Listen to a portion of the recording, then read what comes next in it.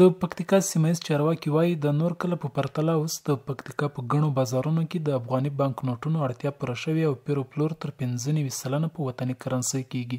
الحمدلله چې زمونږ په دغه نننۍ ارزیابي کې دا ثابته شوله چې په پکتیکا کې الحمدلله د ټولو مسؤلینو په هڅو او په کوششو باندې په سلو کې تقریبا 95 کلدار مطلق بند شوي دي، خارجي اسعار مطلق بند شوي دي، افغاني ترویج 95% باندې په ټوله پکتیکا کې حاکمه ده.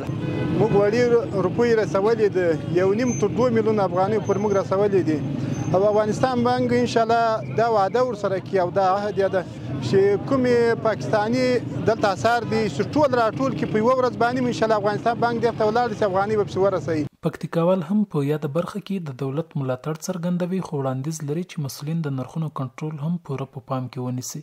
واقعا چې دا د اسلامي امارت یو ښه اقدام روان کړی ده تر څو چې د افغانۍ رایجې شي. دا زموږ تاسو خپل پولي واحد ده، موږ باید خپل پولي واحد باندې راکړه ورکړه وکړو. دا یو ښه اقدام ده.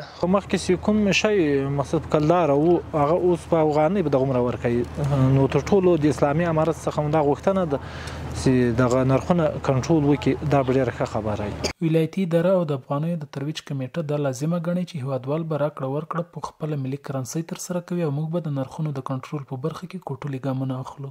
نرخونو د کنټرول کمیټه زما په مشرۍ باندې ده چې جناب مولانا حیدري صاحب زموږ دغه کمیټې منشي ده، دا روزانه لګیا دی چې د کلدار ریټ د افغانیو سره په مقایسه باندې معادل انصاف والا نرخ ورا برابر کی.